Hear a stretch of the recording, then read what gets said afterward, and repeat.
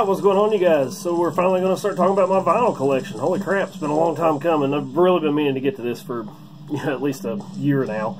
So I don't have a lot of stuff. I don't have literally thousands of records like some other people have, but what I do have, I think I've got some pretty good stuff in here, and it should be fun to just kind of go through and check out everything. And there's some stuff in there too. It's kind of like, what's that one doing in there? But I'll explain later. So I want to try to keep these videos fairly short. I want to try to do at least 7 or 8 each one. And yeah, seeing how small my collection is, we should be able to get through this whole series in probably about 10 to 12 videos. So we'll go ahead and start with the first one. So we're listening to Baphomet, whichever you prefer. The Dead Shall Inherit, one of my favorite death metal albums, at least early old school death metal albums. One of the better Buffalo bands in my opinion. Everyone's all about Cannibal and Malevolent, but I mean this one's definitely an overlooked band in my opinion. I mean everyone knows this album, but it's still overlooked, I feel. But kick-ass album from '92. If you don't have it, go get it. Alright, so I've been recording this video all morning, so my throat's a little hoarse and I can barely talk at this point, so hopefully we can knock this one out. Alright, the first one I have is pretty interesting. It's one that I just kind of stumbled across at the record store. And it was like, okay, this seems like a pretty decent black metal album. I must have missed this, because I never even heard of this. It's not a black metal album, actually. It was just kind of a funny thing. But I bought it, just kind of just a blind buy, pretty much. And I was like, let's check this out. Anyway, this is 13th Chime. Now, had I bothered to look at the spine, it says that this album is called The Singles from 1981 to 1983. This is not a black metal band. This is like a post-punk goth band from England. And I didn't discover that until I got home and put it on the stereo. So it was kind of, oh, okay, well, that's why you don't blind buy things. But I don't know. It's not really my style. It's not really what I'm into. But it's kind of fun to take it out and spin it every once in a while, just to kind of give you something a little different to listen to. So I think it just comes on straight up black vinyl, and it does. So there you go. I do like this label right here on the. It's just pretty cool. So it also comes with this booklet, and it just kind of describes, what the band was going through at this particular time in their history. I don't know if they're still around or not. I mean, this is fairly old, and it's kind of hard for me to find information on it, but. So yeah, it's obviously not a black metal band. Sorry for the reflection there, but I mean, you've got stories of how they wrote the songs and what they were going through at the time and what they were trying to base it off of. There's the label for the record. So I mean, it's interesting. It's like I said, it's not really my style. I definitely prefer something a little different than this, but I mean, it's kind of fun to expand your horizons, so to speak, and listen to something a little bit different every once in a while. So it still gets played pretty, I don't want to say frequently, but it still gets played often enough that I kind of in the mood for it every once in a while. So there's 13th Chime. Just a really cool compilation, just kind of a nice find.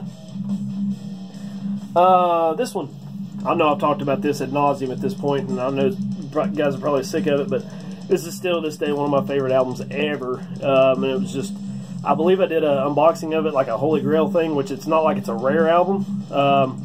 But yeah, I was so happy to finally have it. I just kind of had to do it that way. This is Angel Witch, their self-titled 1980 release.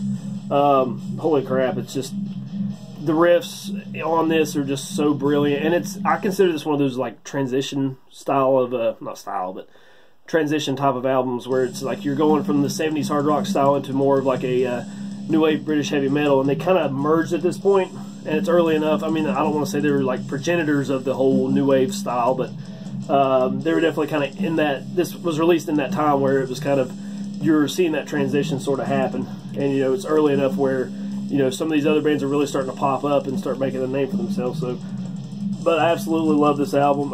Love the cover art too. Just beautiful. I'm pretty sure this is just an original art piece. I don't think they had to hire anybody to do cover art for them. I might be totally wrong about that, but I mean, I'm fairly certain that's the case here. And I like this. This is a 2016 reissue on Fudge, Real Gone Music. So they've done a little bit different here. I believe originally the Angel Witch logo was, did I say Angel Corpse a minute ago? I'm a fucking idiot. Angel Witch. Originally the logo was down here somewhere, I believe, and I really love how they put this border in here. It just really brings it together, makes it pop out at you a little bit more, and the all the color with the black trim around it just looks great, I think. There's the back. So, you know, I grew up on, you know, 70s hard rock, the stuff like Mom would listen to, and it's definitely got those riffs in it. So I really remember we'd be going out places on Friday nights, going out to eat or whatever, and we'd always be listening to that older stuff. So this one always kind of feels like a Friday album. I seem to be playing this a lot on Friday nights. It's just, I guess, the nostalgia, the way that feels, and it just feels like one of those old albums, which it is old, but, you know, that's whatever.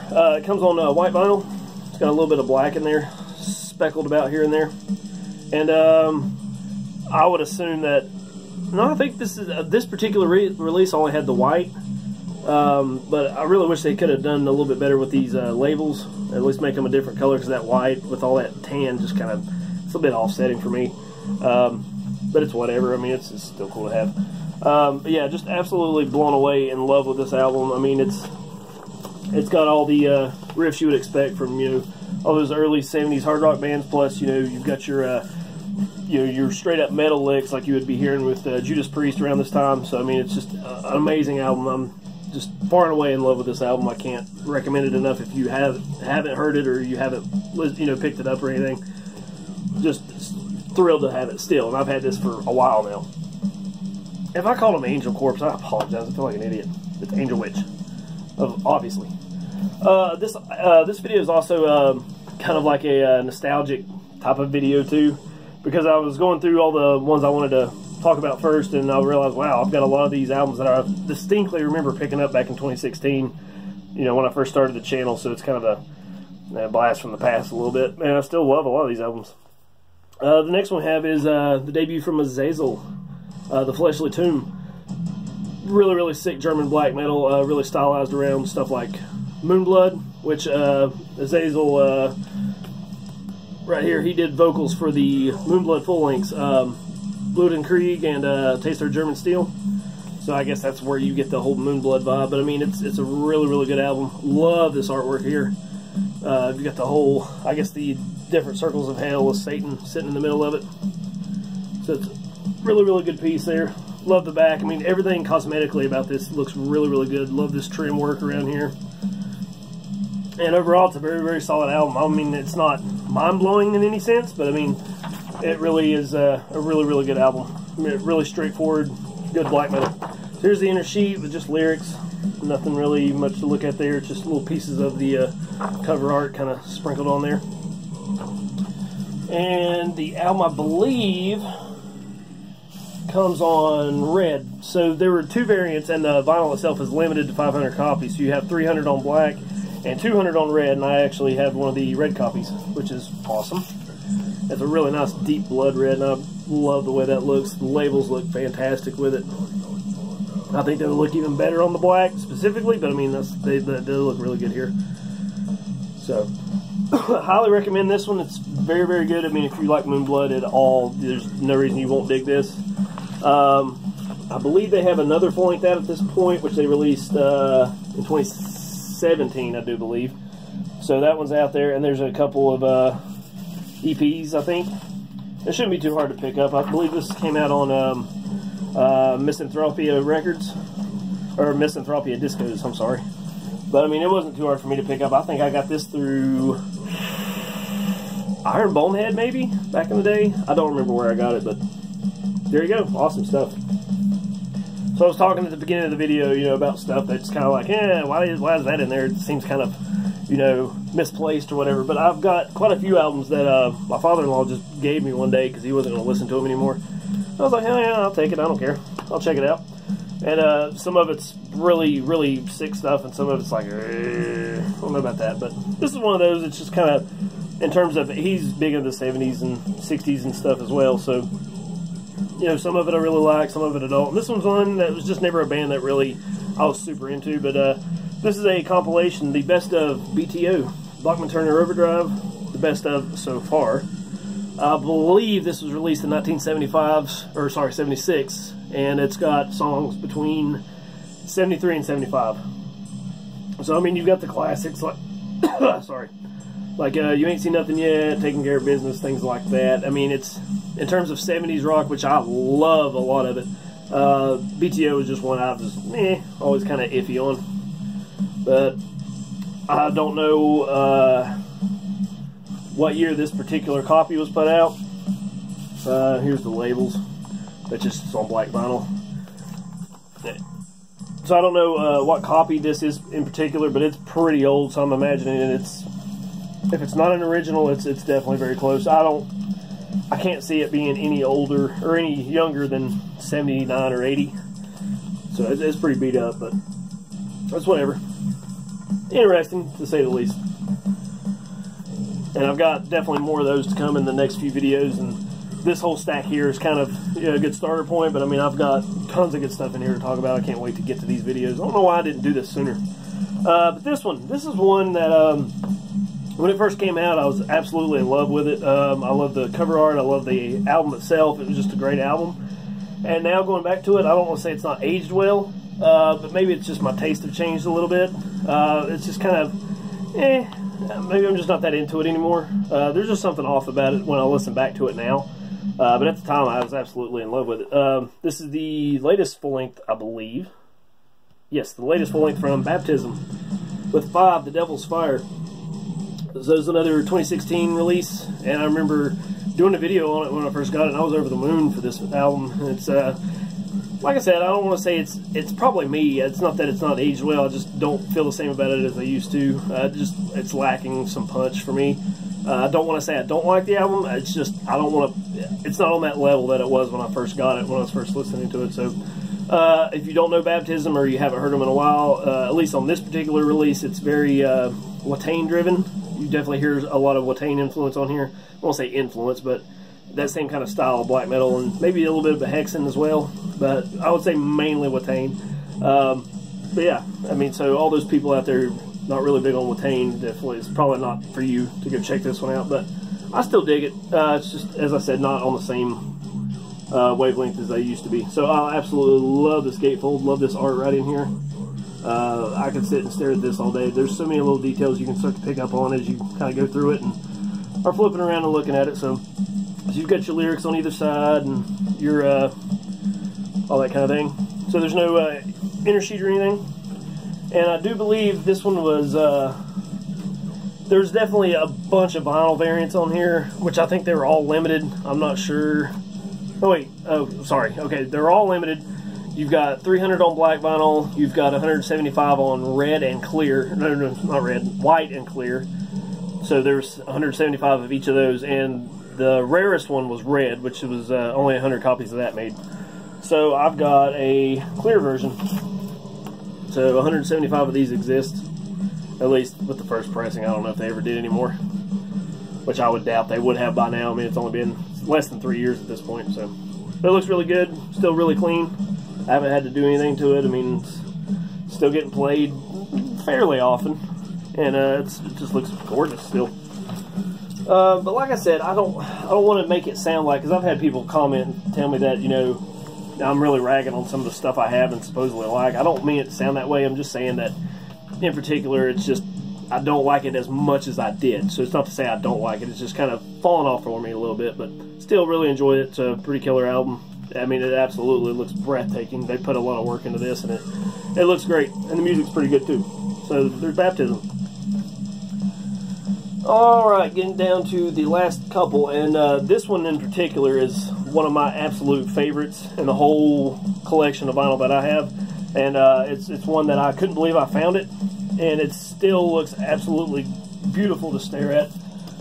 This is a picture disc, and I believe the only 12-inch picture disc I have. This is a Bathory-Blood, Fire, and Death, or Blood, Fire, Death. Now, if you're going to do a picture disc, if you have a lot of detail in your cover art, this was definitely an album that needed to be made into a picture disc. It looks absolutely breathtaking. All the little detail in here, and it's just still looks really, really clean, and it's really pops out at you. They did a great job with this. And this is when I just kind of stumbled across the record store. I was like, well, let's see what kind of picture discs we have. And it was like, holy shit. I found it, and I was like, I have to have this. I have to have it. So, obviously one of the pioneers of the whole black metal genre in general. Hang on a second. Like I said, I'm fucking hoarse from recording this all morning. one of the pioneers of the whole black metal genre. So this was probably, if I had to guess or had to pick, probably my third favorite album of theirs, behind Under the Sign of the Black Mark and the self-titled album. You know, of course, the Nordland albums were pretty good too, so I might have to rethink that now. I'm kind of actually on the spot putting it to it, but really, really love this album still. I mean, it absolutely is a fantastic album, and I'm so glad it got put on picture disc. So, as far as my information tells me, and I might be totally wrong about this, but I'm pretty sure this is an original pressing of the of this album on picture disc, the 1998 version, actually. So, I mean, it's on fucking fumbling through this as usual. It's on Under One Flag, right? Yes. And there's a couple other versions of this put out, but I mean, I know they would have had their sorry, their label or their logo on here.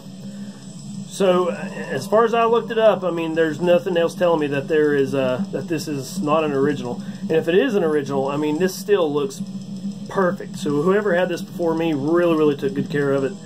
It still looks phenomenal, and it's I kind of want to hang it up, but at the same time, I still like to listen to it. So I might just hang it up and just play it on the, you know, or get the CD version and just have that and hang this up on the wall, because it looks too good not to just have it sitting on the shelf, you know. So there's that, man. I'm absolutely floored that I was able to get this, and I don't think there was any limitation on it at all. But I mean, it being an original copy just kind of makes it a little bit more special. So, and you got to have Bathory in your collection. Get in there. It's upside down, so I'll have to fix that later. But awesome shit. Alright, this is going to be another one where you all are going to look at me like I'm crazy. But whatever.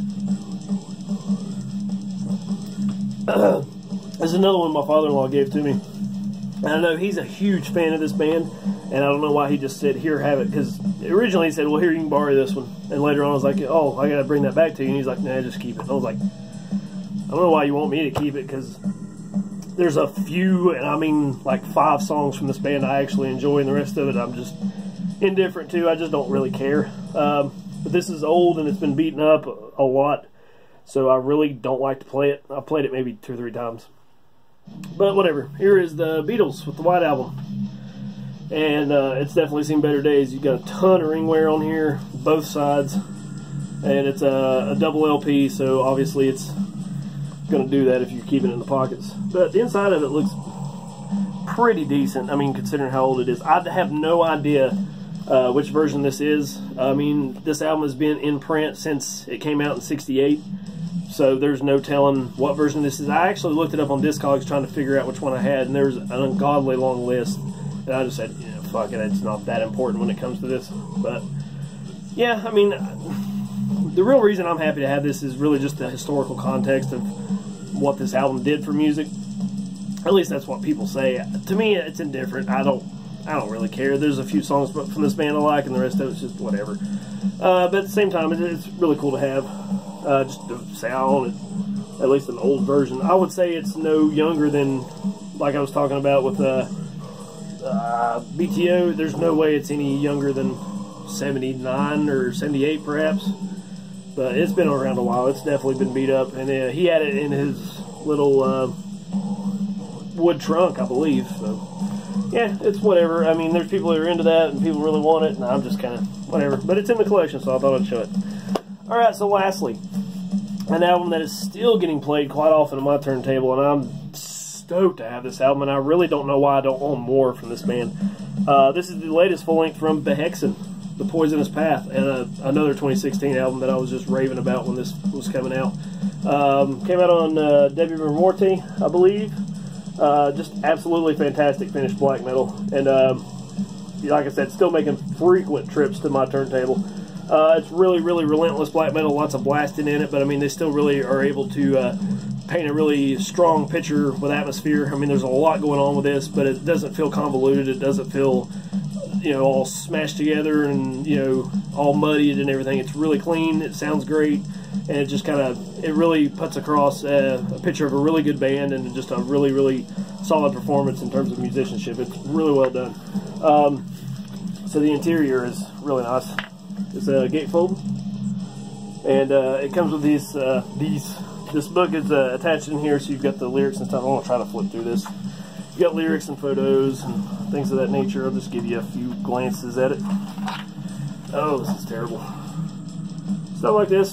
I don't know if I like it kind of just mounted in here like this, but at the same time, it's done so well that I don't really mind it. I'd rather it be in a pocket, but this is a double LP, so I guess it was kind of necessary in that regard. But there you get the gist of it. So there was a standard version and a limited edition, which was, I think, only limited to 115, and I believe the only difference was it came with a leather jacket, or maybe it was a slip case or something like that to put over the jacket. I believe that was the only difference. So it comes with a download card, and I've still not used it. And here you go. There's the code if you can see it. Hang on. There you go. Whoever ends up using this code, leave me a comment and let me know that you got it. I don't think I've ever used it. I know I haven't ever used it, but I don't think I'd give it away to anyone either. And it also comes with this poster that I've still never put up, and I'd honestly forgotten it was even in here. So I need to put that up. We've got a little bit of print right here. So I might just do that when I get off doing this video. Alright, so it just comes on straight up black vinyl, and it just the labels just say A or B or C or whatever. So nothing really there to look at. But it does have this really nice sigil on side D, and it's just kind of screen printed on there. So here's how it normally looks. There's side C. But with D, you've got this. And if I remember right, there's nothing on this. I mean, there's no groove lines or anything, so I'm trying to get it to where you can see it pretty good. It's this weird snake dragon thing. Hang on, I got too much stuff in here. There you go, you can kind of see it. So really awesome, really stoked to have this one. It's a fantastic album if you haven't picked this one up already. You're about 3 years late, so go get it. And really need to go back and get some more Behexen. I don't know why I don't own it. They're one of my favorite black metal bands ever. And I never really have a chance to talk about them because I don't have anything else to talk about. So it's just one of those things, I guess. So, but yeah, kick-ass album. Highly recommend it. Go get that son bitch. Alright, so that's it for me. What was that, 7 or 8? I want to try to keep these all within 7 or 8 different records per video. Definitely want to keep this going, and we will get all the way through this hopefully pretty soon. So, like I said, 10 to 12 videos. Definitely let me know if you ended up with the Behexen download. So I would love to hear about that. And we will keep this going. I think this next section I'm going to talk about is some of my favorite records in here. So can't wait to get this done. Thank you guys so much for watching this and checking it out, and I really appreciate it. And we will see you again.